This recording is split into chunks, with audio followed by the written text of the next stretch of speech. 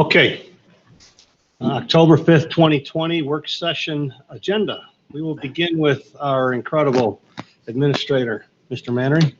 Jeremy, you have to talk a little bit more directly at your microphone. Really? Yeah. This isn't good enough? I don't know. Sean, could you hear okay? Okay, because I turned it down. So Okay. That was real quick before we get started. My question here is, do we need, I think it's redundant to have us projected over the speakers in here. I know that we need it for the broadcast, but I think that that'll help alleviate maybe some of the feedback too, is if we're not speaking here and then it's picking our own voices back up in our mics. That's generally what causes some of the feedback.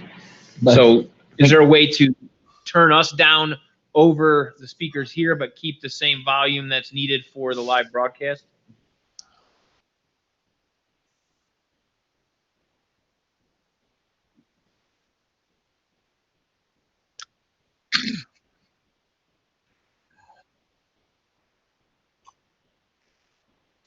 All right, so mic 3, if you we'll try it once it gets done, and then All right. Test 1, 2, 3. Test 1, 2, 3.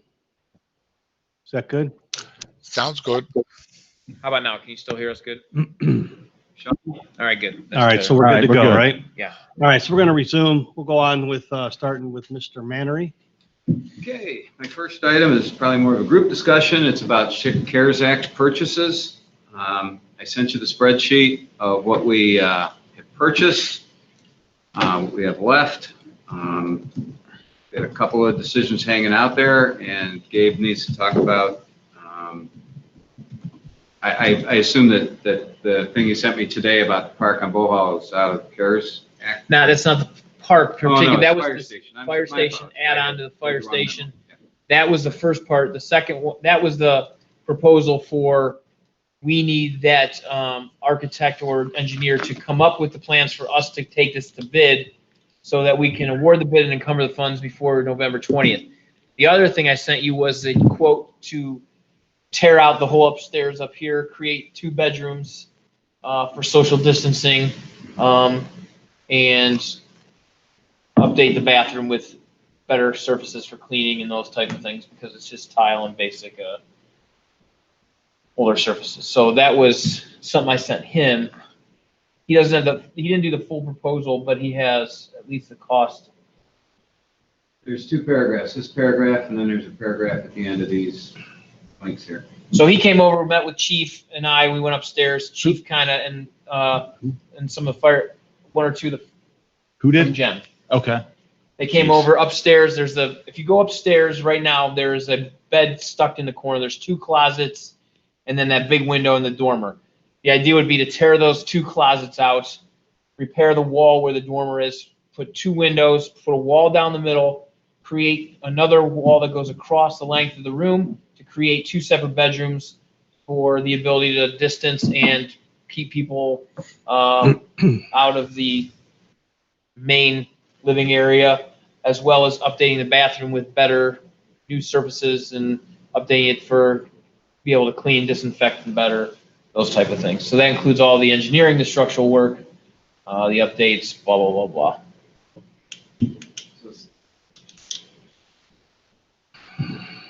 All of that work would be, Yes. And that would be pretty much redoing the whole upstairs except where the lockers are. it's probably safe to say there's around $200,000 that is unencumbered. Right. So that does Station 1. That does the whole upstairs Station 1. What about Station 2? Station 2 would be that email that I sent out was $4,000, because that actually is going to exceed our threshold for us to approve without going to bid. So we would need an engineer to create the specs that we could advertise and then accept bids, and then just like we do the roads, we'd have to award the bid, the project based on the costs. So I guess I'm missing a point. So why does this one not require the bid and that one does? Because it's under 50,000. And that one's going to be over? Correct, because it's an addition versus it's an addition Oh, versus because we're going outside. Okay. Correct. We're doing structural engineering, all those type of things. We're up here, it's more of a take it down to the bones and renovate. So, yeah, I think also for Station 2, the architect's got to provide a cost estimate. That's what he's gonna do. Because it may well come back. I mean, well above what we have available, is my thought. But, I mean, it's worth the small investment to get something drawn up so we're ready to go. Exactly. But I have And a if the time hunch. comes where, let's say, we have that CARES money, some of that will be for bathroom facilities as well, for social distancing and that type of stuff. Now, if we need to, because it will be accessible from the outside, as we get funding for the project on the lot, Mhm. some of that could go, if we need to help to cover expenditures above what we have left, you know. But I think that, like you said, the key is here, we got to know what we're in for and get the plans drawn up, so we know what it's, Yeah. if it's feasible or not. Then if it is, then we can send it out to bid and award that money by November 20th. This is under our threshold that we can approve with the resolution and award and have them do the work, so. So, go ahead. Continue the same line of thought. I was going to switch it. Go ahead. So if we were to decide to move forward with the Station 1 changes Correct. and award a contract, Jen. it can't exceed, it's got to get everything done and it can't exceed. Well, right, he knows that, and I think Yeah. that includes contingencies so that we won't exceed. Because he says the rough budget, right? Correct. I mean, that's, yeah, I mean, there's a fear, I mean, it just can't, and we can't come to the end and have to cut things out because That was made very clear. So if we get in a situation where then it would just be a finishes type of, using this tile versus that tile, using this flooring versus this, that type of thing to cut some of the budget down. But based on the discussion, that's a very accurate. it's a budget, okay. Yeah. So, I mean, and then I guess just preparing that if we move forward with the architect as well, I think his cost was 40. probably the building, most likely. That's to create the spec, the work for everything, so we can send it out for doing electric, plumbing, sewer, the addition. It included everything. all that? It included everything. Did he up his number then? I thought before, like, site plan wasn't there to get like a sewer. Well, I think the site plan was for us for the, he didn't know with the lot lines, because it'd probably be best for us to combine our lot. I think that's what he's Okay. saying, that's not in there, but the rest of it was to send the whole project out, fair Okay. enough, that we can submit the whole project because we talked about where the sewer would run, where the electric would run, where the water would run, all that was discussed while we were there. So Okay. he knows that that's part of the project that And he knows, or he's gonna revise his estimate. Yeah. To us, so make sure he gets a cost estimate, so we know, correct. we even go out to bid, or is this a $500,000, $800,000 project? Correct. Right. Or is it like 150, which, we'll Right. know. Right. Because if it's well over budget, then maybe we look at something like this to renovate Station 2 to make it more friendly. Right. That was, all right, so that was my question that I was going to ask is, do we have a plan B, being this says plan B, ready to go for that station if the other option doesn't work? Well, then we'll have to see what kind of spacing. They don't have as much space over there as they do They here. don't have the back annex like that. Correct. That's the At difference. the end of these bays is the end of the station. You have the actual space. Could there be some moving of walls interior, on the interior, possibly? Yeah. So what the key is, I think here, because November 20th, our timeline is, we looked at it, it was 2 weeks you have to advertise for bids. So we would add November 20th, by November 4th or November 6th, we would have to advertise, we would have to open bids on the 20th. So, in order to encumber the funds, I really would like to do it beforehand, but the sooner we get him, cost, then we know which direction we have to go. You know what I'm saying? So the sooner we say, go ahead, get that to us ASAP, then we'll know where we're at project cost wise on that. Okay. Yeah. November 20th is reporting day. We need to be done before November 20th. Okay, but I'm just, so a couple days ahead of that to cover the funds. So my point being is we gotta have this done before the end of October, so we know what our idea is, right? Because if we get it back, like you said, it's X amount. Even if it's, $400,000, I Then mean, it's not gonna happen. So Yeah. then we have time to call Jim and, let's say, to go over there and say, quote this out to move some walls and see if we can get it underneath, or do we want to start that? And is there anybody else? We just want to reach out to, I don't know, who else? My thought was that they're, being a township business, would be, let them have projects since we've given some other projects to other township businesses, as well as we're trying to, look for people to help us with other projects, gratis, as well. So, that's kind of the thought process with that. We know my feeling is something like this, we know we're gonna get, the cost is where we need to be, and, we know what kind of work we're gonna get from them. Yeah, I just didn't know if there was somebody else in the township too, we could spread it around to, or. Well, maybe on that project, we can look at that on that project. I see what you're saying. So my thought process would be get this approved, get this going, get our drawing and our cost estimate done. Then we can, like you said, what's plan B, and have enough time the sooner we tell him to get us our cost, then we know if we need a plan B. You know what I'm saying? So is there more information? I mean, Those are not linkable, but he'll do a complete. proposal that we Correct.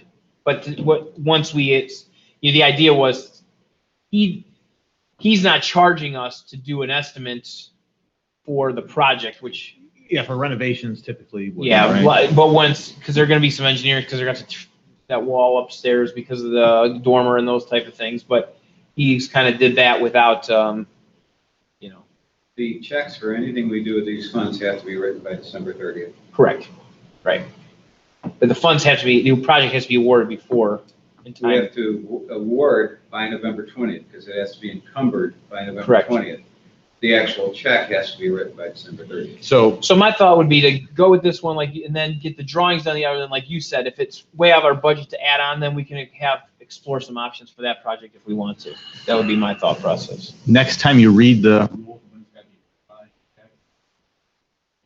Pay attention, make sure they say checks written by, like they don't have cash by, we just need to have the checks created and signed. Yeah. By. What are you asking me to ask? He's making sure don't give them the check and then they sit on until January 3rd, and then Our end is to write the check and pay for it. When the recipient cashes the check isn't mentioned in the, okay. Or when the check is given to the recipient. I mean, if we. on our books, we have to have written it Okay. in our UAN accounting system by December 30th. So, I mean, if they're not done with the work by December 30th, we can write that final Correct. paycheck. Like we were saying, I've never met a contractor that will say no to getting the money I ahead mean, of time. we don't want to, but we could always write the check on that Correct. date Yes. and then wait a week if we wanted to, Correct. or we could we can mail it to them and put the wrong address or whatever, how that works. That part, Okay. yes.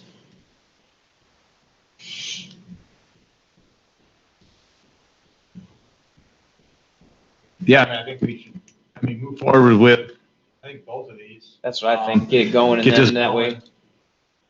And yeah, and then can start considering a plan B. I know you had some ideas.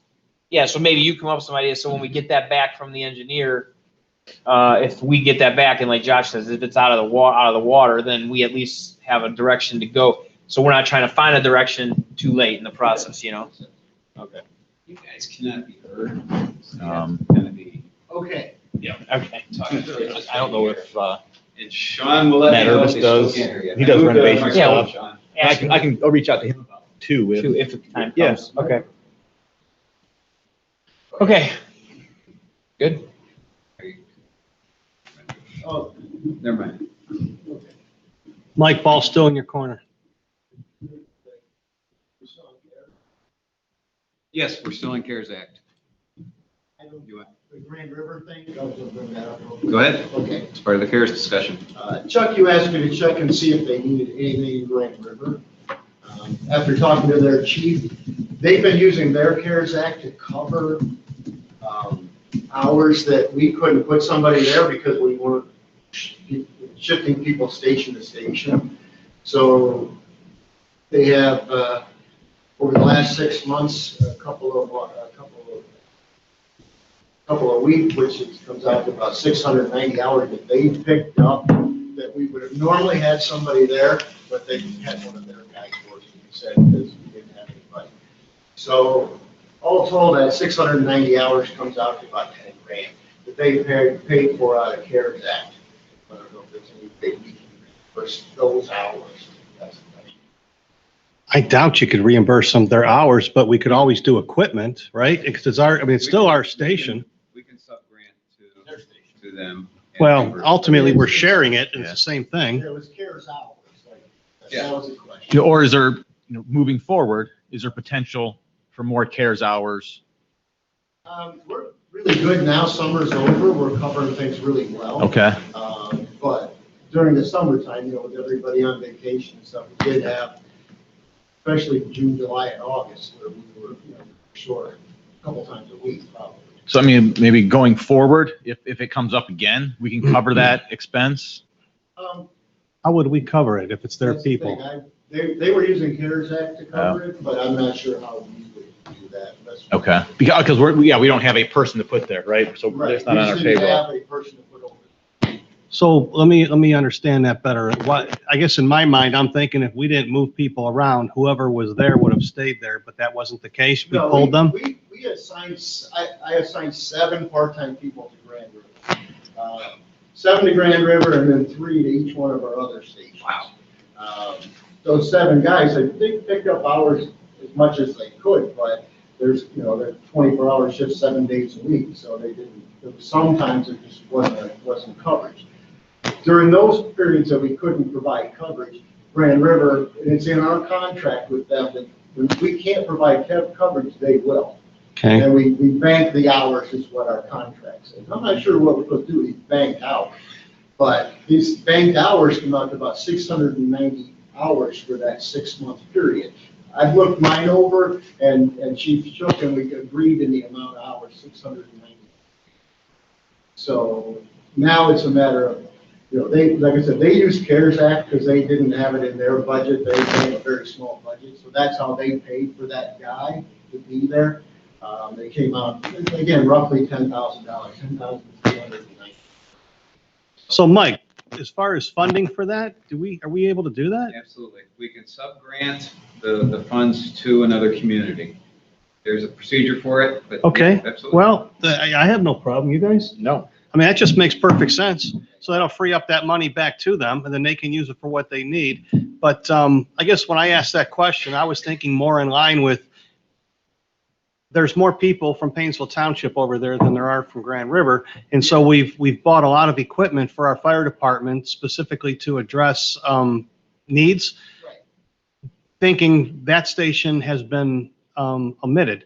So they only get $14,000 if I saw that one form correctly. You can't buy a whole lot with $14,000. If we have monies left over, we could buy it for our fire department and stick it over there, just like we stick our firefighters over there. I've checked with them, and the only thing, and I don't know how this would be covered under CARES, that's why I didn't bring this up, because I figure another way to do this maybe.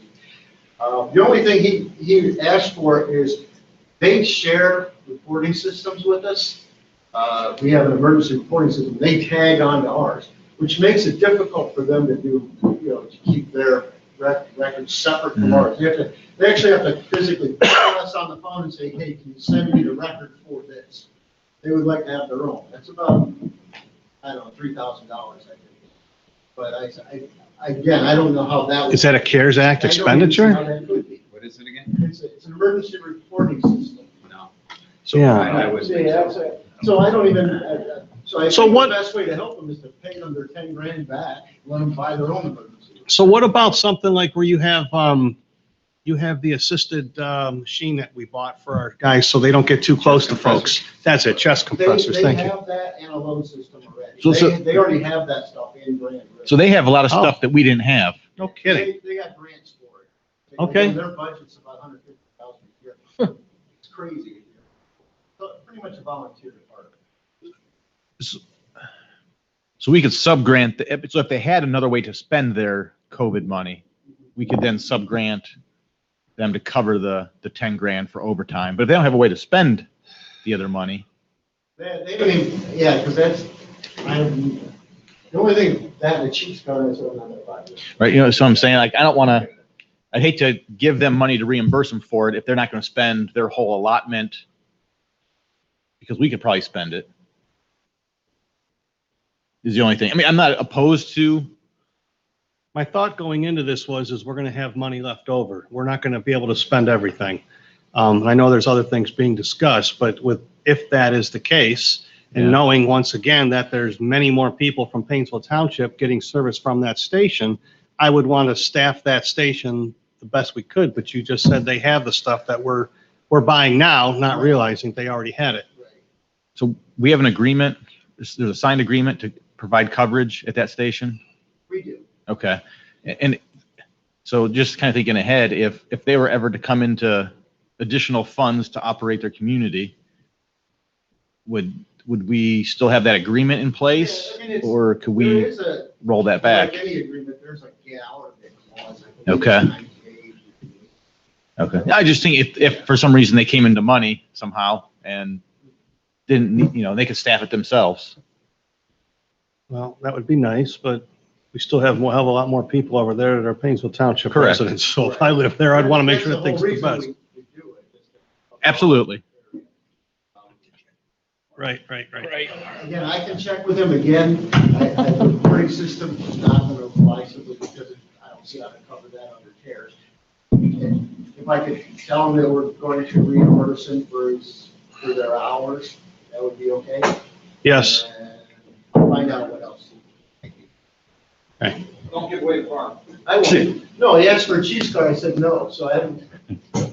And just keep in mind too, that if we do sub-grant money to them, it is our responsibility to make sure that they're using Spending it the right properly. way.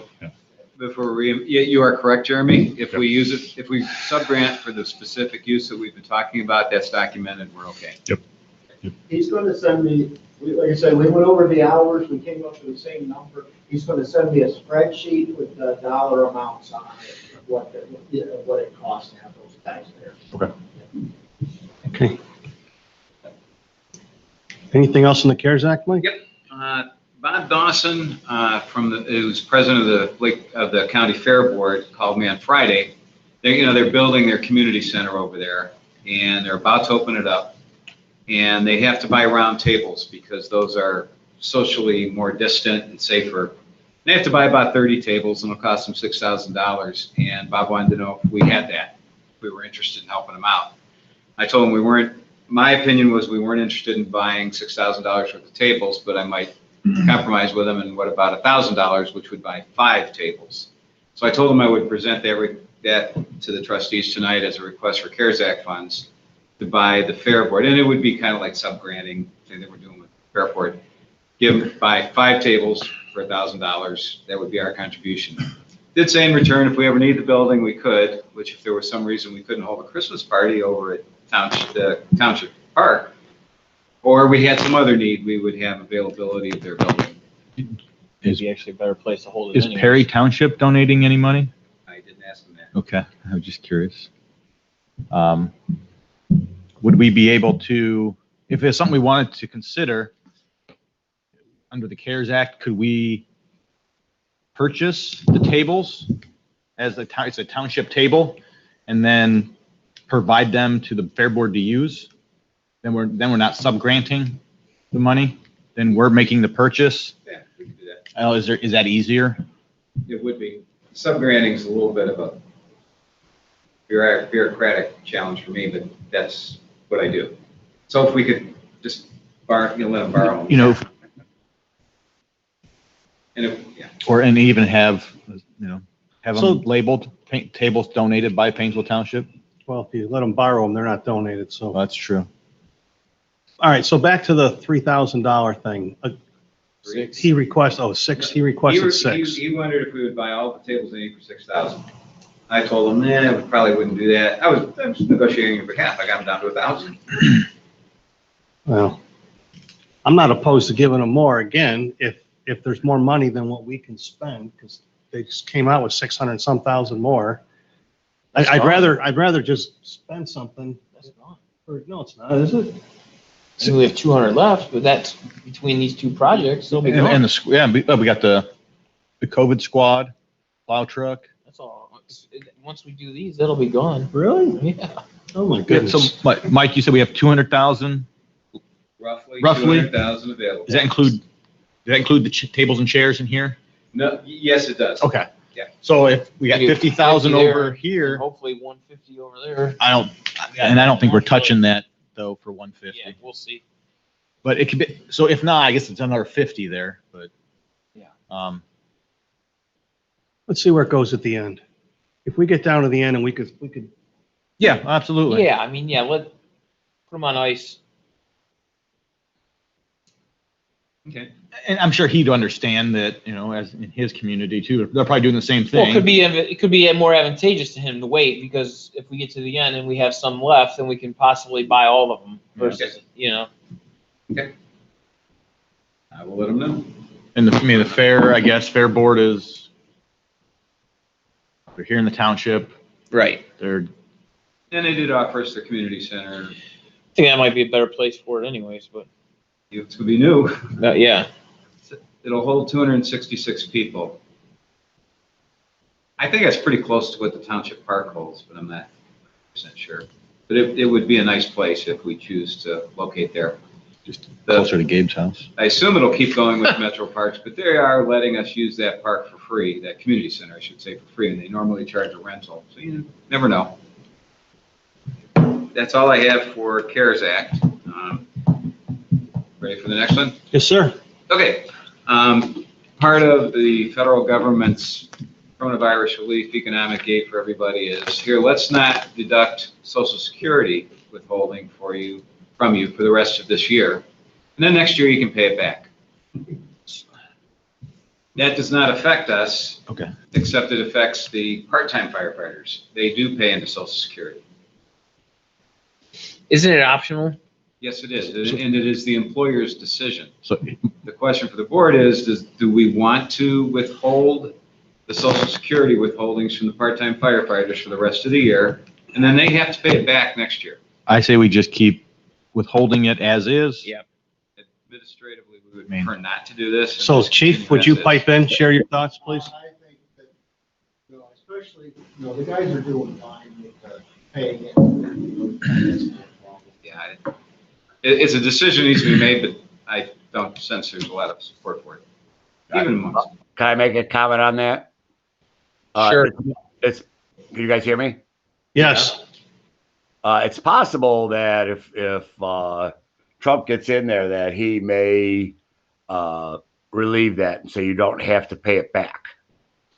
Because they're paying it with general fund money right now, and it's possible that he may say you don't have to pay it back. It's not a for sure thing, but there is that possibility that that's out there. Just FYI. I don't want to possibly create a hardship on our employees next year by, we're talking a minimal amount of money, first of all. I mean, it's the Social Security withholdings isn't that much, and give it to them now and then take it later. I mean, if somebody was in a bind right now, it could help. I understand that, but it's going to create more heartache down the road. Hey, so Sean, did you guys hear Chief speaking without an issue? Or anybody else? He's a little bit light.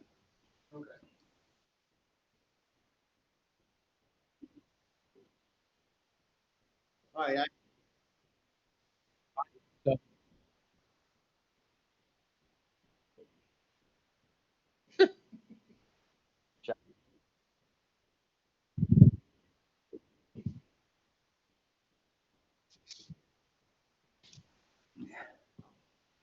How's Just that? play, and you Is have that a better? very large audio.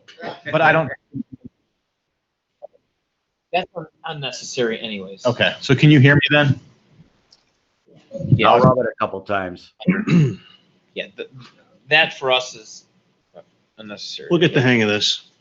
All All right, so where are we at? Chief again? Okay, as far as the firefighters, I don't see any reason why they would care if it's taken out or not taken out. It's not gonna make that much of a difference to their paycheck, and I don't think they'll wanna pay it back next year, so I don't think we should change it. Okay. Keep it as it is. Works for us. And that covers me. Okay, so let's move on to Chief. You can continue on since you're close to the mic. All right. Yeah, just a couple things. When we talked about the Grand River thing, we did respond to Painesville City on the 28th, and we transported one person from that shooting. Just to let you guys know that we were involved in that. My guess is they'll end up in court over it too. So Usually what happens with those kind of things is our guys have to go describe the injuries to the person they took in and what position they were and what the condition was when they found them and things like that. So far, there's 2 dead from it and another one still in critical condition, so. So then that overtime is not just on us, we pay that as a community? Yeah, those if they guys. have to go to court, we have to pay them. Yeah. Okay, we don't get reimbursed somehow, or? I think the courts will reimburse you like $8 or $12, I think. Oh, that's gonna go away. It's good, Yeah. good. All right. Look forward to that check. Yeah, they do reimburse you for testifying, but it doesn't cover their wages. So usually it will cover parking, about it. But, Oh, because it's probably gonna, what's that? because it'll be downtown probably with. Yeah, well, they'll probably, normally it's in Unicourt, right in Oh. Painesville. They have them right here, yeah. So, I've been there a couple times. It's a murder will be in It's common fun. pleas. What's that? It's a murder will be in common pleas, but still in Painesville Square Yes, nonetheless. still in Painesville. Okay. Yeah. We got started putting our load systems in. All of our frontline squads right now, with the exception of the one at Station 2, which we'll be using as a backup, had the load systems in. The guys, they're great. The guys, we installed them ourselves. They work fantastic, and the guys love them. Just so you know, it probably saves a lot of backs down the road too. So that's a good thing. Plus the fact that now we can transport with one less guy because they don't have to take a guy just to help get somebody out of the spot. So that's a good thing. And we got the load system in, and we had our Lucas devices, the chest compression devices. We've been using those for a couple of weeks now, and I know we've run 2 full arrests with them, and one of them, we brought a person back using that device. So it does help. And again, that's so we're helping to save lives with this, with our CARES money. So that's a good thing too. We'd have, we're doing all of our training now. Most of it's done virtually. So we had an option of doing an EMS training with the hospital, them coming out and doing it in the stations. I opted just to keep doing it virtually because I think the guys are still getting a lot out of it, and it's kind of right now why put anybody at risk and bring people into the stations if we don't have to. So we'll still do it the way we're doing it. October 8th is a hazmat drill for the county. It's a graded exercise.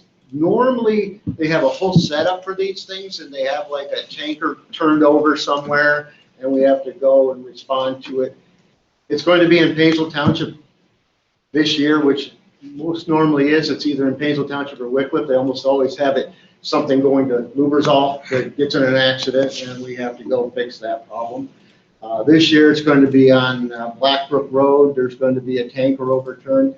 The difference is this year, no one's actually going to respond to anything. It's all going to be done virtually. Our guys have to just get on like we're doing now. They'll be on a microphone, on a camera, and they're going to be talking their way through what they would do. So it's like a tabletop being done virtually.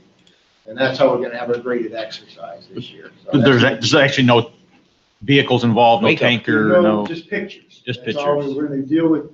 They're going to address, they're going to put pictures up. Our guys have to address what they would do with that scenario. So it's still a graded exercise, but it's not a lot of training for our guys except for the guy that's actually in charge of the incident, because you still got to think about what he would do, but that's it. So it's going to be way scaled down. I don't know if you guys heard this. The health department was going to have a flu vaccine clinic at the fairgrounds on October 8th, but that got canceled. So we're not going to have it, but it looks like they're going to have one further down the road. They can reschedule this with more people involved. So just so you guys, I'll keep you guys posted if I hear any more about when they are going to do it. That came up, I found out about it. I got an email saying we're having it on October 8th, like 2 days ago. And I got one today that said, okay, we're canceled. So I'll let you guys know if I hear more. We did order our new defibrillators for our monitors. We got $110,000 worth of monitors, and our portion of that's going to be $10,000 through the AFG grant. We got that. Those should be here in the next couple of weeks, but those have been ordered. And then we'll get the money from the AG, the federal government for that. So, okay. All right. Thank you. Any questions for Chief? No questions for Chief, but Okay. I did have a question for Mike. If you could look into, and then after Bill and zoning, a lot of the motions are on the back for our meeting. Were those passed last time? Like trick or treating seems familiar. No. No, we talked about, we didn't Okay. pass it. And all the stuff with like, No, this was updated. okay. Yeah. Okay. Wait, I thought we did approve the sound system. I thought I remember that. We did, but we didn't pass a resolution. Our practice is to pass the resolution when we write the check. Okay. So we've written the check, and that's why it's on here. We Okay. make decisions ahead of time. I see. Okay. So, fine. Wait a minute. Maybe it's the resolutions in the work session document. I believe I know it. Yeah, we did this. We did the guardrail. In the in the best truck. Yeah. So maybe that's just, maybe the resolutions in the work session document didn't get updated then. That would be my responsibility. I am sorry. I'm not sure how that happened. I thought I had. So the ones that were on your work session agenda that I sent to you on Friday, I apologize. Those are the last meeting. Okay, sorry The ones to on interrupt, but business meeting agenda are correct. Okay. Okay, and do we want to update this so or no, because we're just authorizing, we're not, right, you're gonna do the resolution when we do the check for, this and, Yeah. Okay. Yeah. At the time we For have. the a check- engineer? Yeah. Karen has, yes, that's our practice. Sorry to jump out of order. No, that's, Are we still on questions for the chief? Yes. That's close. Do you have a question for the Chief? I did just one little quickie. Frank, did you get a report that my favorite resident next door to 675 Meadowlark actually did call 911 on the next door neighbor burning dirty wood? I saw the page go out for that call. I haven't looked it up, and none of the guys have said anything about it. I'll have to make it a point to get that run report brought up and then pass it on to the health department. Is it Teresa White? Okay. You can't say names. No, Teresa's not involved in this one, believe it or not. Well, yeah, I can pull that run report up now and just forward that to the health department, and then they'll go talk to him, and then usually warn them and then cite them. So, Okay, yeah, but I do know they were there the other day, and I haven't heard any more about it. And like I said, I didn't get a chance to look it up, so I will. okay, yeah, I just got a voicemail today by the complaining resident who just wanted me to be aware that she did take you up on your offer and did call 911 a few days ago. Yeah, I think Grand River handled it, but I'll still take a look at it, and it really doesn't matter. I can forward it too. Okay. Thank you. Okay, we ready to move on? Yes. Let's move on to Billy, Moving Service on. Director.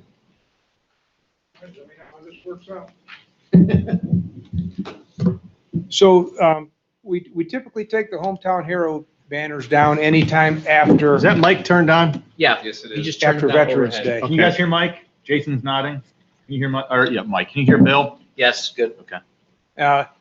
So the decision's got to be made. Some of these banners should not go up again. They're faded and they look bad. So we've got to decide who's going to make that decision, to contact the residents and tell them if they would like their banner rehung, they're going to have to purchase a new banner.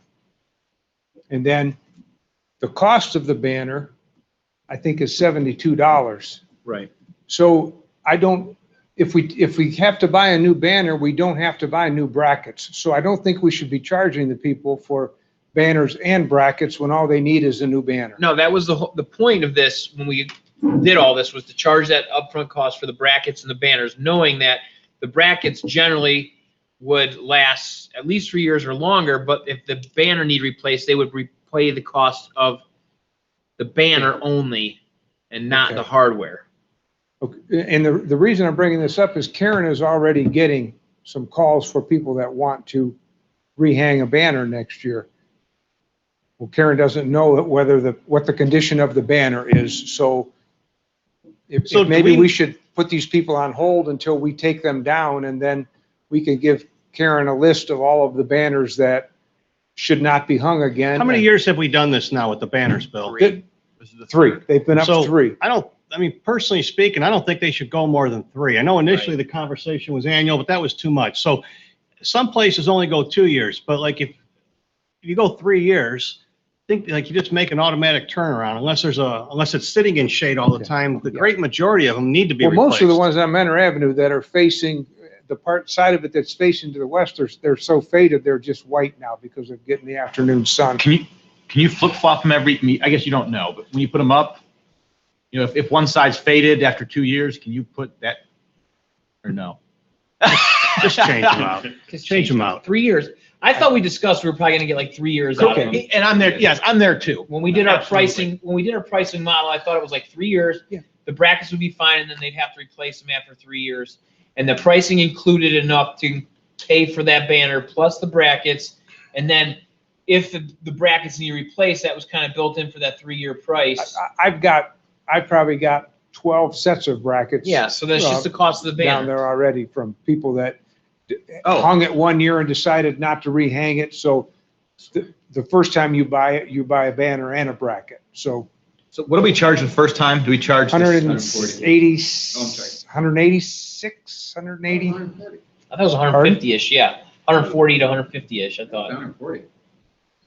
Like, yeah, I thought it was like right around 150 bucks. I I don't can think so. look it up. Because we charge the banner cost plus the first year bracket cost, And right? install first year was included in that. That was the total price. Like I- $20 for the install the brackets and the banner. I Because I thought guess, the banner's 72, the brackets were 72, and we're charging an extra 50 initial. Okay. That's what I think, but Some- Mike can. okay. Mike can So maybe clarify we that. should update our contract too to say that these banners are expected to last 3 years maximum, you know? so I guess my question is, if we were to say, look, if you've had your banner up for 3 years,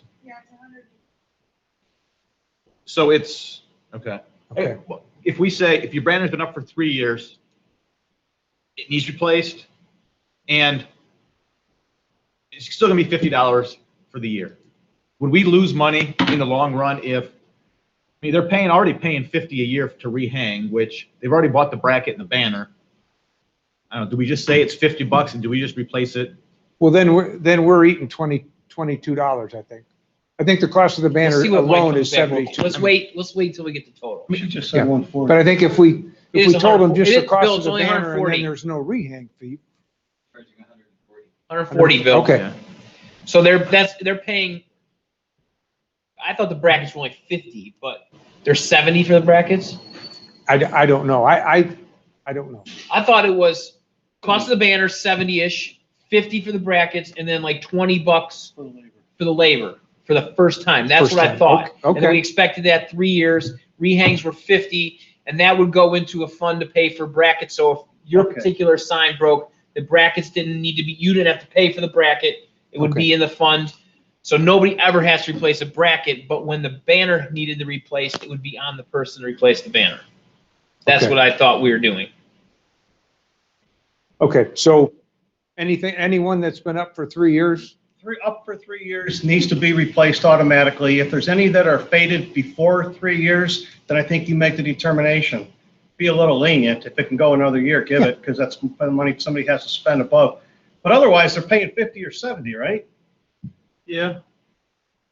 So why are we paying 50 to We go paid into the 50 to fund? rehang it. That was to help recoup the cost because we believe the cost was about 180. But at the meeting, we made the Correct. decision, We we did, believe instead of charging the full 180. Okay, amount. so that was going into it. So what's the real telling us now?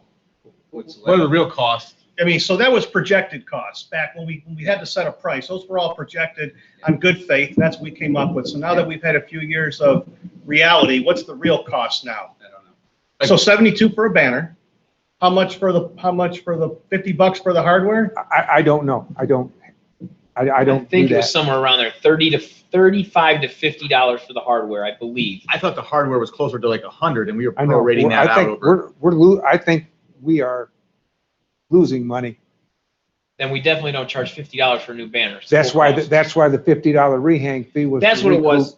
To, recoup yes, the money. exactly. We didn't want to charge them the full price of the banner and brackets. Yeah. So we reduced it, and then the rehang fee over the years would recoup the money. Because I remember we hashed this out. Instead of charging them 180, what Bill was saying up front, Chuck was saying part of your reasonable enough was like, let's not charge them all that if we're going to charge them a rehang. So we said, okay, we'll reduce it down to this, but then the rehang fee each year is this amount to help recoup that and to put in to cover broken brackets in the future. Yeah.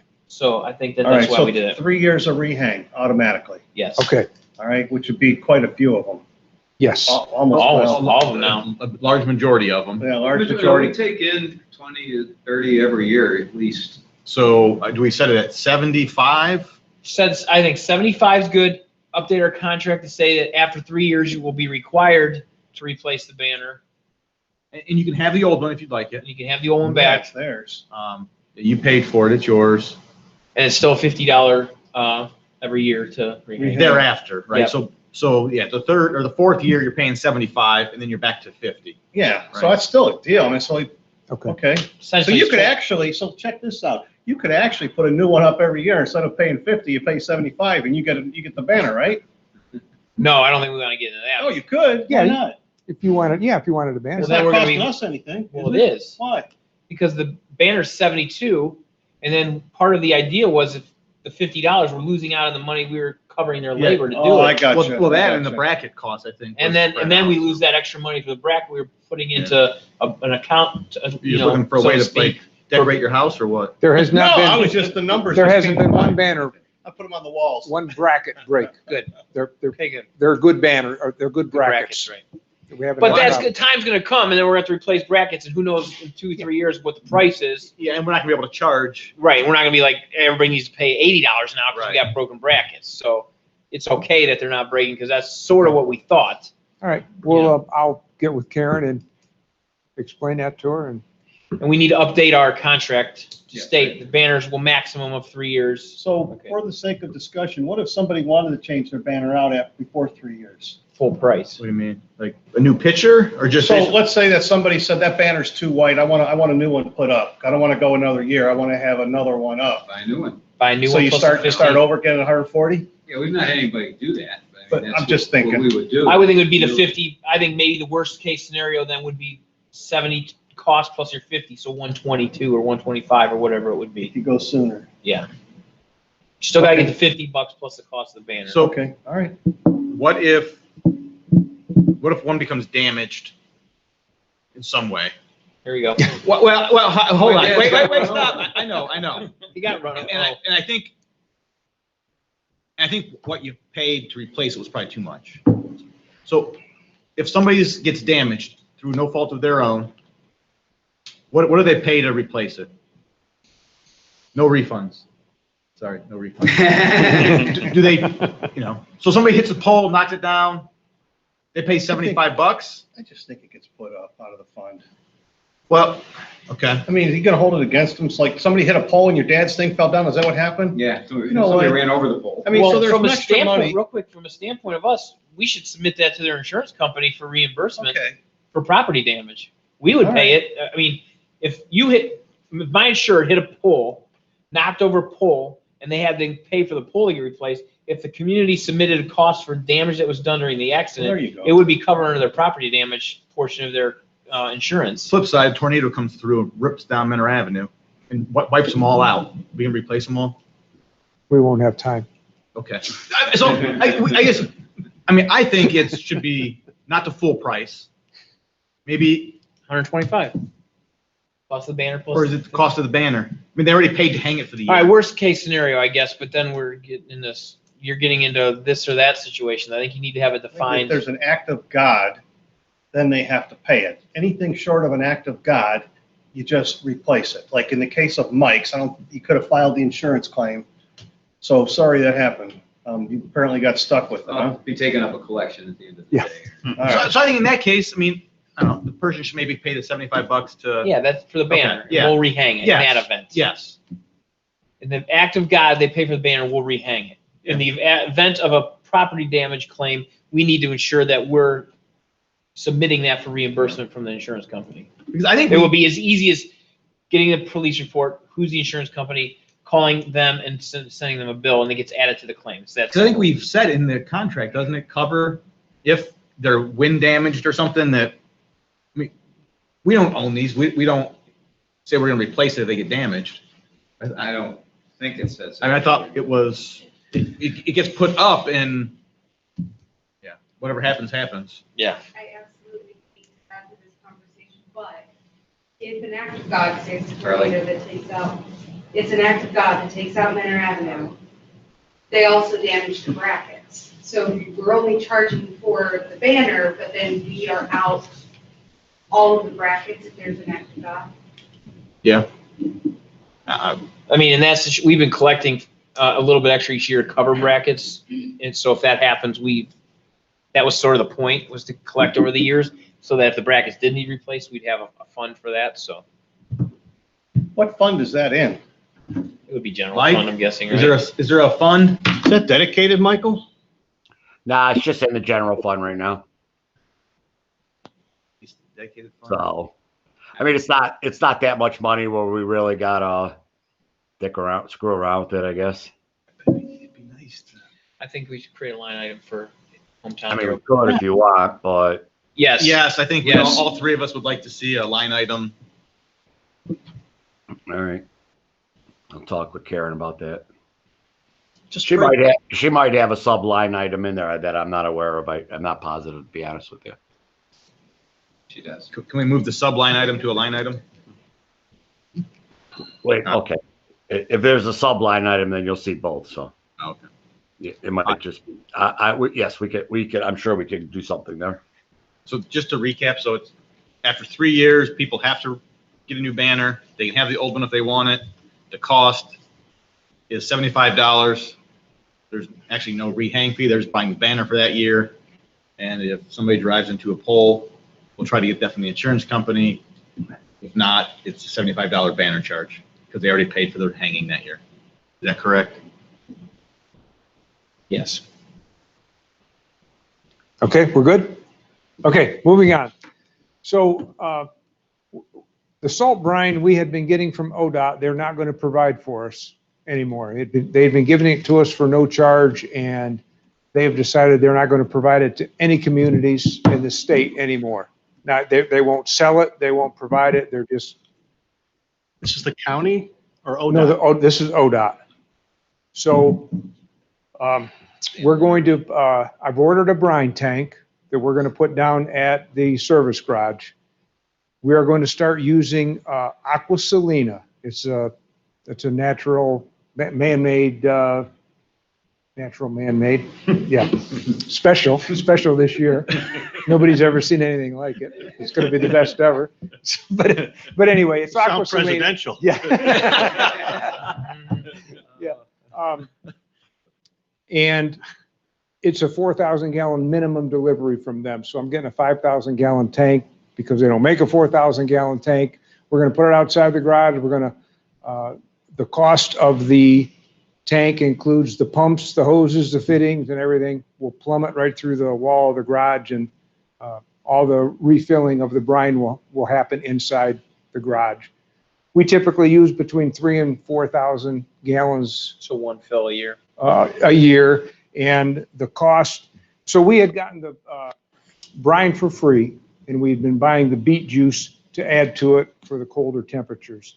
We can get this material with the beet juice, they call it geomelt, already included in it. So we would just use it all the time for $1.19 a gallon. So we're looking at $4,800 for whole winter for everything.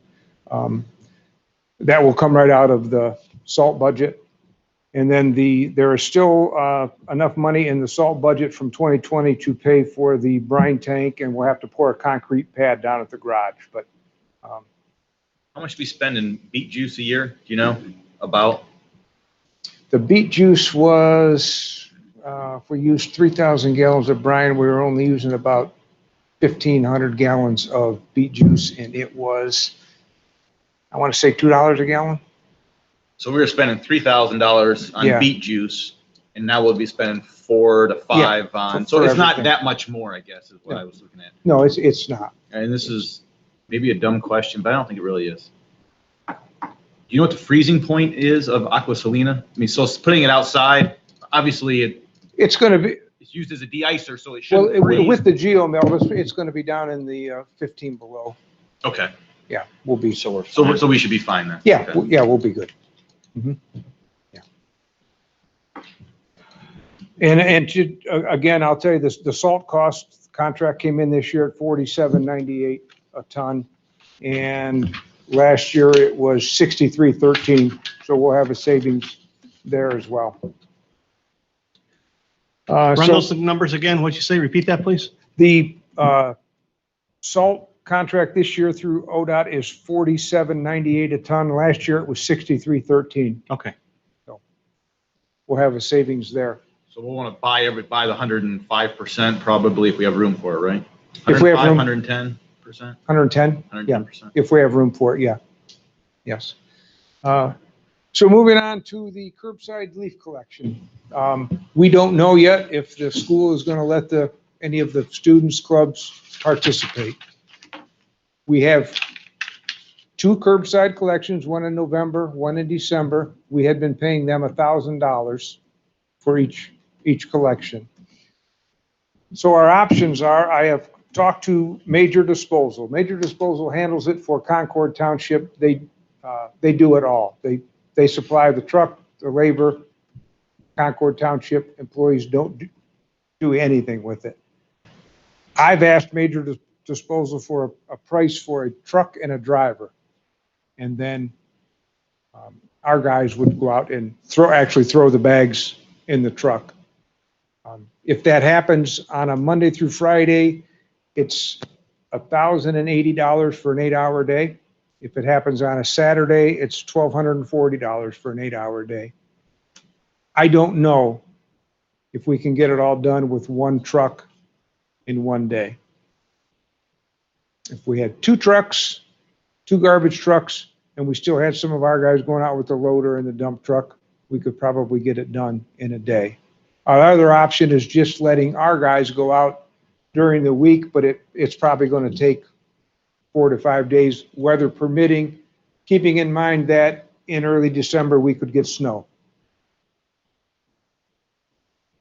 Delaying it by a week or so.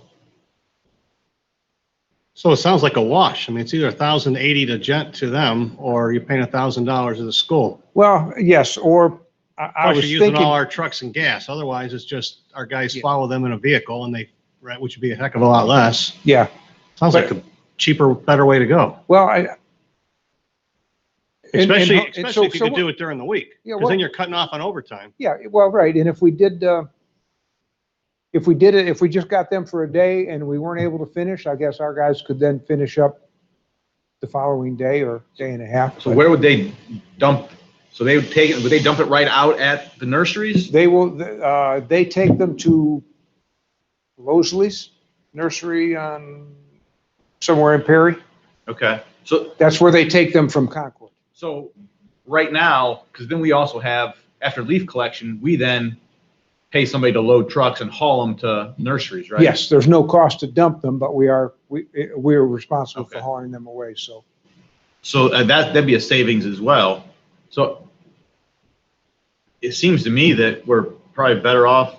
Let's go with I Major. mean, if the school can't do it, Right. I mean, it's almost like we're better off just going with Major Waste. But if the school, if they can do it and they want the money, Yeah. then we continue that route. But if not, All right. But it's well, the programs outside of school, so I don't know if they're allowed to act on their own independently anyways. It might be a decision for, we cut the check to this. oh, we do? Who's the check? We go don't to? cut it to like the, Gridiron If Club? if it's the lacrosse team, we pay it to the lacrosse Yeah, team. the organization. But I think that it still has to go through the Oh. athletic department. Yeah, I mean, and if we get, I mean, I don't know, I guess you can always start with one truck for major waste, see how it goes. Yeah, we could try that for the November one, and if we decide We want to do we two. want to do two in the December one, we could, but, and I think that if I had major disposal, I mean, because I don't believe that I'd have to tell them tomorrow that we want to reserve a truck in November. We could probably wait till a week ahead of time to give the school as much time as they need to make a decision. Probably set a date though that we would, do you contact the school? I contact Pete, I don't know how to say his last name, the principal at Riverside. Yeah. Liatzos. Yeah, so. Yeah. I sent him an email a week and a half ago and told him, if you don't know now, fine, but, we're giving you a heads up, we need to know if you're gonna let him. So they hadn't discussed it internally yet, so they're still deciding. We can give them a deadline, and we tell them we need to know by a certain time. When is the collection? Got it here, but I take the. November 14th is the second Saturday. I mean, It is November 14th and December 5th. end of October? You need to tell us? Oh, yeah, but I was thinking for then, Okay. I'll follow up with them. Okay. Yeah, we will, let's say I will give them a deadline so that we have plenty of time to handle the backup Yeah, plan. so just if they make a can. plan, go with it, and then Okay. follow the major if necessary. Because it's cheaper in the long run anyhow. Yeah. But you want to help the schools and those programs, so that's good. So if major does it, are we going to do it, still tell the residents it's going to be on a Saturday, or are we going to switch it to Monday? I would switch it to a day during the week. Okay. I mean, Major's doing it, right? if they're driving the truck. Yeah. Yeah, because you wouldn't need, how many guys would you need to go follow the truck? Probably four, one guy driving and three guys jump out and throw all the bags in there. I mean, some places have 5 bags, some places have 50. Right. So one truck drives the entire township and 3 guys chasing. Well, you're gonna have the multiple vehicles because you have to social distance. Well, that's just what I'm getting at. I'm not sure it can all be done with one truck in one day. But we can, It's for you to figure out. okay. But, and I guess even, I don't know, I mean, can you go into it, I mean, if the leaves fall early, well, maybe we need to plan on 2 days, or if leaves have fallen late, you do one truck first time and 2 the second time. Okay. So leave it up to you. Yep, okay. Hey, Bill, how much did they say it would charge if they just did it all without our guys doing anything? I want to say that they were going to charge Concord Township a little over $3,000. A day? And they were going to do everything, No, just to do it all. just to do it all. Yeah.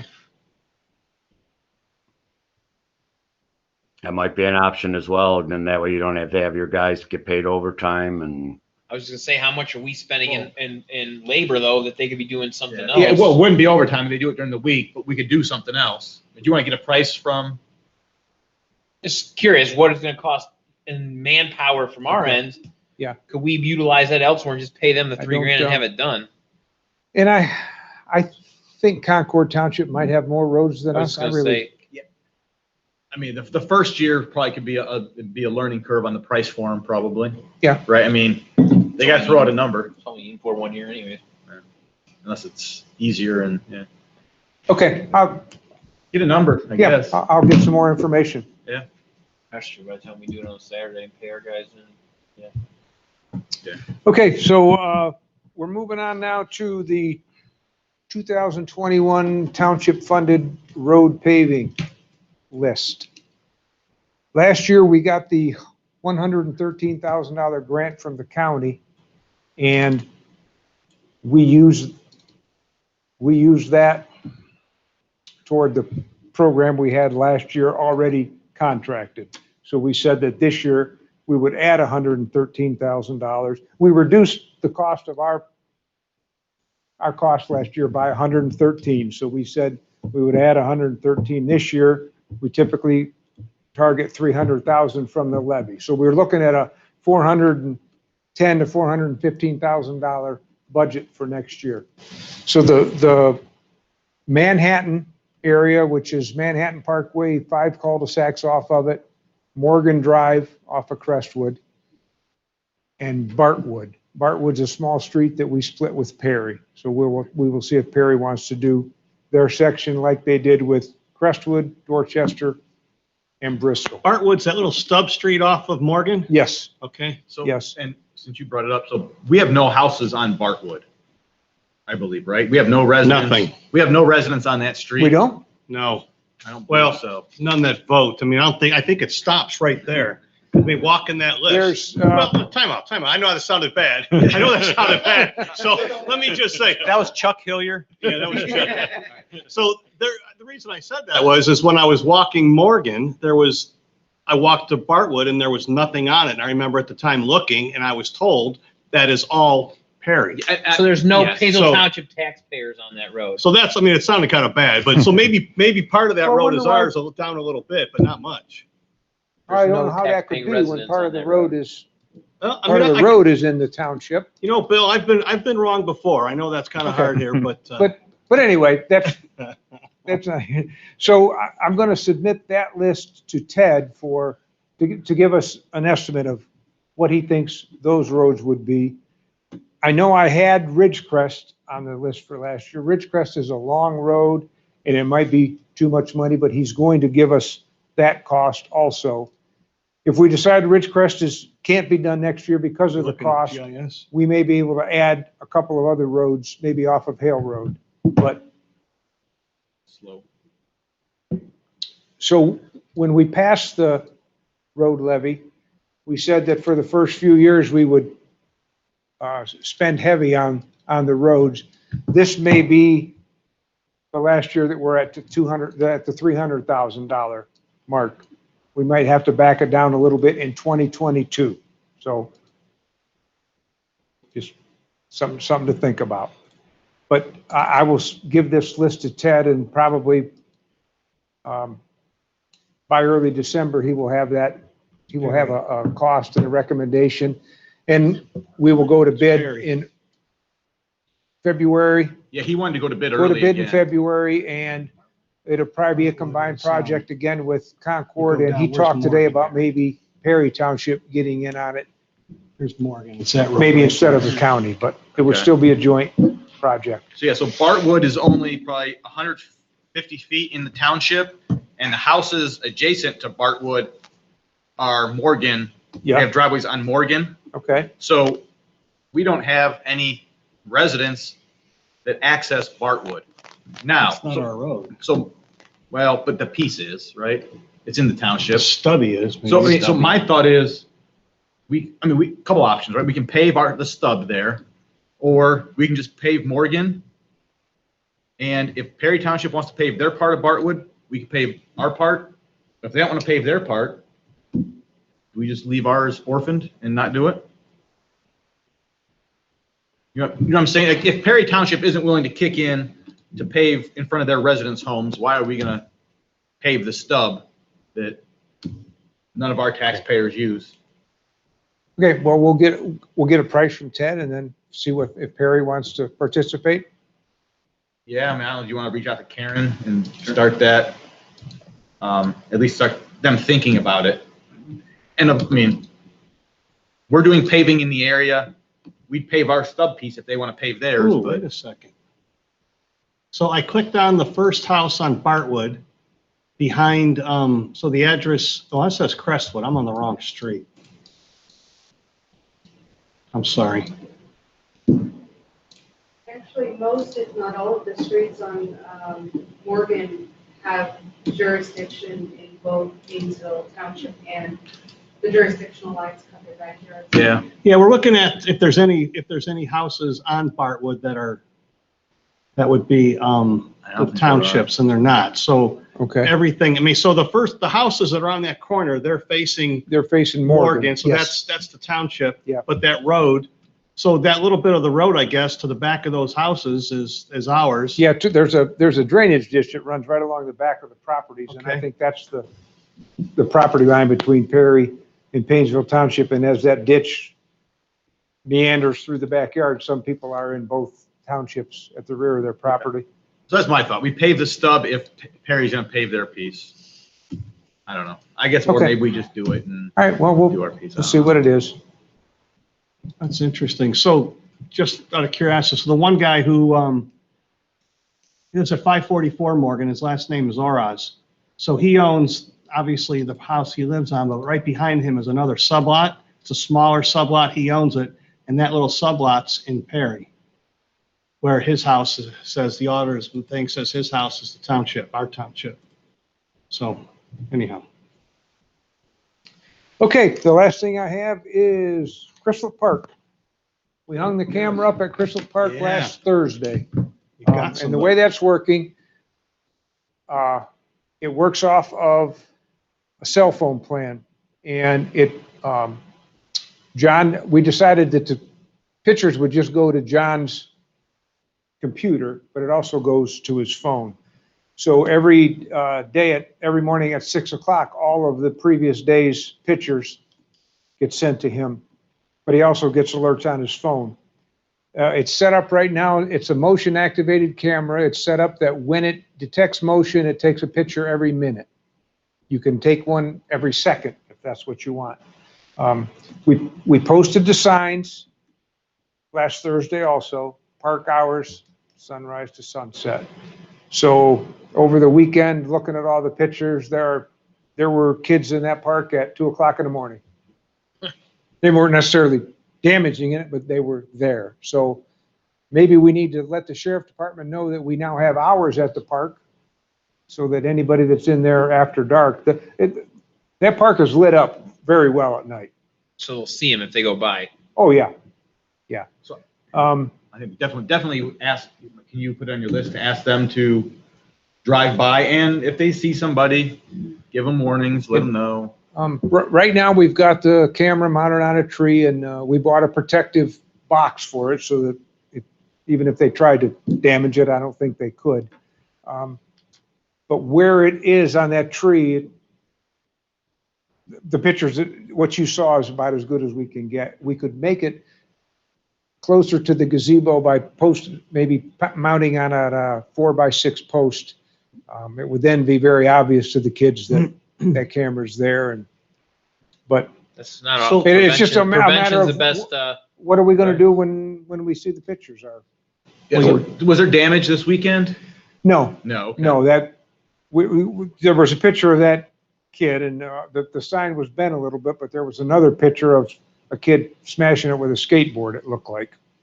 But there was kid in there with a little motorcycle riding through that park, and Okay. dancing on the tables, hanging from the rafters of the gazebo. Kids being kids. Yeah. The most damage right now, they like to take the rails of the split rail fence out and just throw them in the grass, which has caused the post to break. So we need to get some new posts and prying the bricks out of the walkway, and prying the bricks out of the walkway. yeah. Kids, I mean, I don't know. I mean, there's hanging on tables and jumping around, that's one thing, but smashing signs with a skateboard and prying bricks out of the Yeah. sidewalk, like that's more than just being a kid. So That's- if we get damage and we have a picture, I mean, it's Yeah. social media shaming. Yeah, I mean, I'm- that's, Do you I'm know this thinking maybe person? if the sheriff department, spent a week down there, and every time they saw someone after dark, kicked them out, maybe that would get the word out. Yeah. That there's now hours, because there haven't been was that 5 years that park's been there? yeah, and So- all of a sudden. There should be hours, so just it Sure. closes. So, do we have hours? Haddon Park? We have a sign over there. Do we want hours for that? At this point, there is none, no. So maybe we do the same thing though, that way prevent. Yeah. I mean, that'd be consistent, Park right? closes at dusk. Yeah, sun up to sundown, that's. Whatever the sign is, we get another one made. Dawn to Okay. dusk, right? Okay, Dawn I to can do that. dusk. That way it's consistent. And then we'll just, we'll keep monitoring the camera, and if, see damage, we'll, Call the sheriff. Turn it over to the sheriff. If there's damage, someone's gonna be aware. Deal with it. That's what it's for. okay. That's all I have unless you have Yeah. questions. Okay.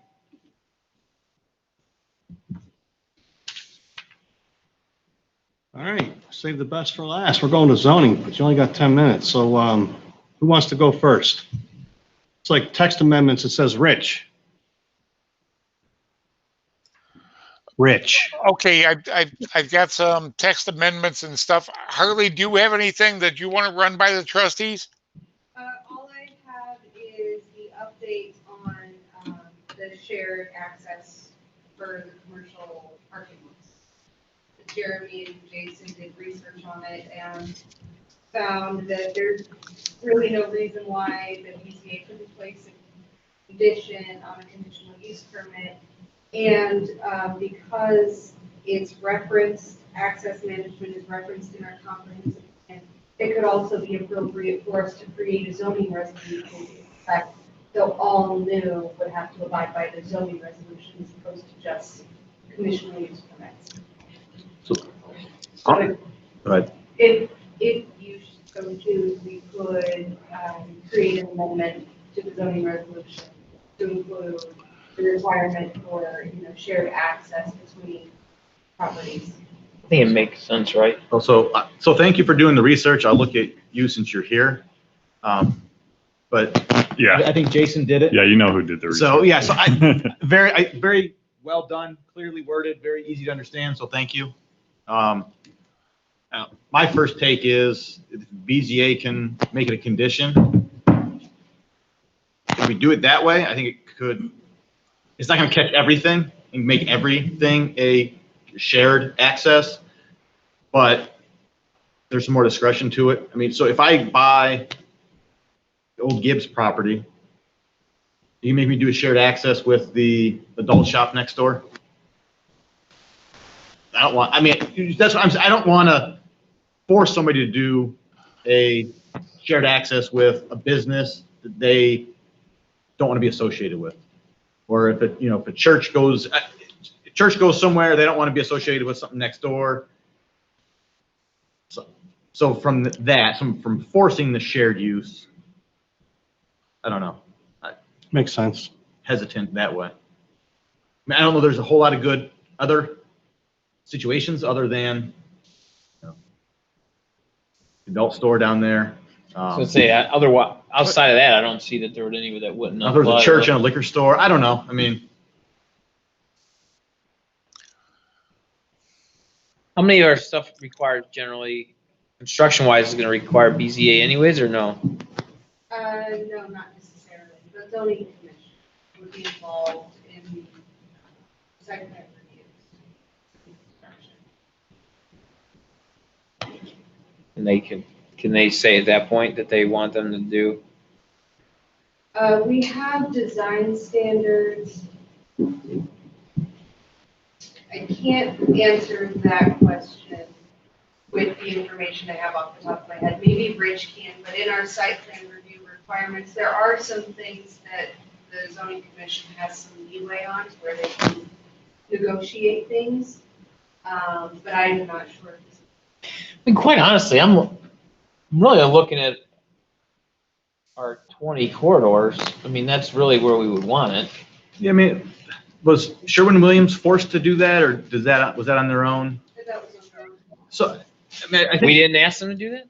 No, it wasn't a part of a request. It was something that they were intending on doing.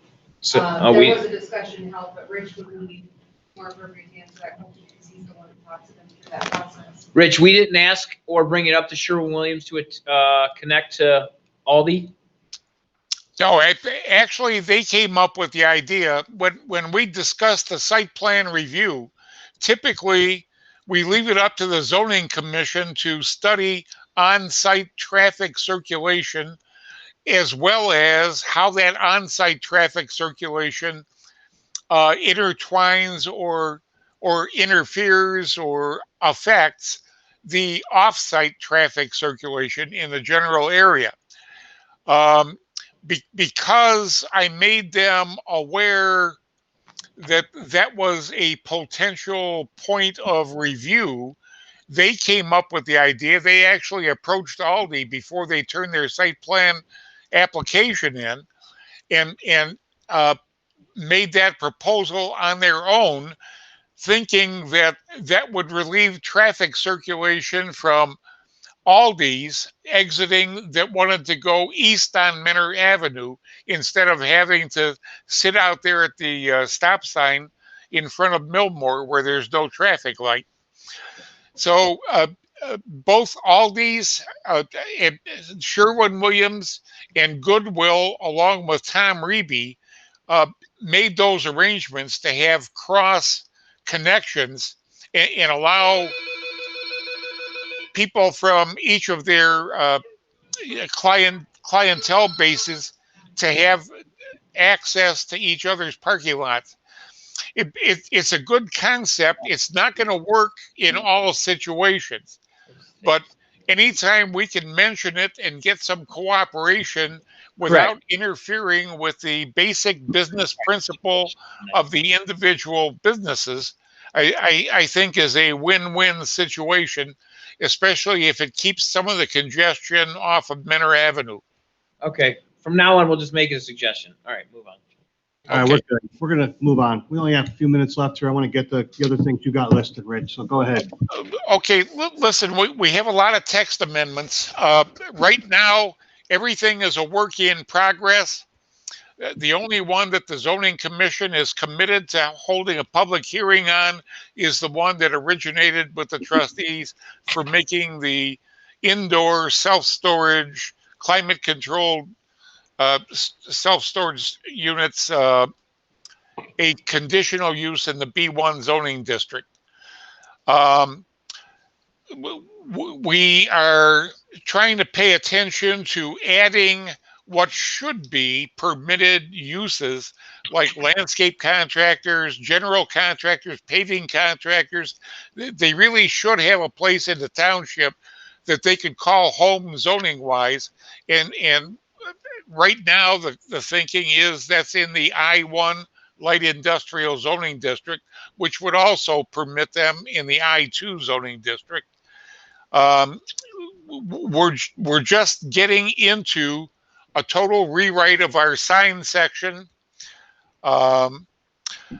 We've been having a lot of variance cases for corner lots with their fences in their front yards. Harley came up with a suggested text amendment that establishes a line of sight safety triangle. That is looking good. The zoning commission is going to start discussions on that. We also, in relation to one of the BZA cases we had recently, and Cleveland Motor Cars, it's a long, convoluted story. I'm not sure how they wangled themselves a conditional use permit when they first got one in 2008, but the circumstances are suspect. I'm not sure that they legitimately went through the proper process to get a conditional use permit. In 2018, that permit was up for renewal. We even sent them a reminder after the fact saying, hey, look, your permit expired. If you send in your application, we'll present it to the Board of Zoning Appeals. We didn't hear one word from them. They let the permit expire. Now they have an attorney who wants to talk about, oh, these poor guys, the father was sick and had Alzheimer's, and they went through a lot of family hardship, and they didn't really want to lose their ability to sell used cars on Menor Avenue. Well, that's a problem. So what we're proposing to do in our latest and greatest text amendment is to move all heavy-duty automotive uses, including selling used cars, to the I1 zoning district. That'll include auto parts stores that have a fleet of delivery vehicles. Right. It'll include gas stations that do auto repairs. It'll include even tire shops that do Right. auto repairs, muffler work, tire changes, and repair work. So leaning. we're going to try to move all those out of there. Richard, But, yes. stand by. Look, we got 2 minutes before this Okay. meeting goes. So these are all things that you're working on. Right. So I want us to drop that. You have something else on your agenda talking about a zoning fee schedule, and I see something that we're voting on here. Can you explain that, please? Yeah, there should have been a copy of this revised fee schedule in my zoning report folder. There are some things that I think our zoning fee schedule needed to do. We had the potential to be charging exorbitant and outrageous zoning permit fees for some commercial permits. We recently added a demolition zoning certificate. We didn't have a fee for that, so it's proposing that. We're kind of correcting some of the accessory building and addition fees, establishing maximums and minimums for the non-residential zoning. Because we're rewriting the sign section, we have to kind of retool how we're categorizing and charging fees for sign permits. And then we had two separate variance fees for non-residential uses. Commercial, we were charging $400. Industrial variances, we were charging $500. I'm proposing that we call it non-residential variance fees and make it $450. So the zoning fee schedule, even though there's no urgency to pass this at this meeting, if you need more time, we can take till next meeting and study this further. $150. Let's go more Grand time. opening. Yeah, let's go more time, but now we got to make a motion to change the Amend agenda, the, amend the to agenda. amend the agenda. Yeah, I don't see. Do we want to do that first $150 next for meeting? grand opening. It's kind of You have to do that. $150 to hold a grand opening sign. I just seem, something like that kind of. Yeah, maybe we could address that at the first, All right. early in the work session next time. Yeah, Rich, I'm Yeah. sorry. I cut you guys to the end of the meeting. I cut you short. Only gave you 10 minutes and that wasn't. It's okay. We're used to that, boss. I know. I'm sorry. I'm sorry. I looked at the clock and it kind of got away from me here. The last 20 minutes just flew by. I totally missed that. And I looked up at the clock and I was like, oh boy, I dropped the ball. My apologies. So next meeting, I'll get you guys to go first. All right. And then Okay. so remind me if I forget again. Okay. So we're going to have to move on to the other meeting here in a moment. So I'm going to have to adjourn the work session or close the work session at 7:31. And then Sean, Can we just keep this live? No, we can't. Never mind. you gotta close this because they have to go to We have another to one, right? Close the meeting. You leave the mic open, but we have to close this meeting and open a new one. All right, so go ahead, Sean. We're closing this meeting at 7:31 and we're going to move on to the actual public meeting.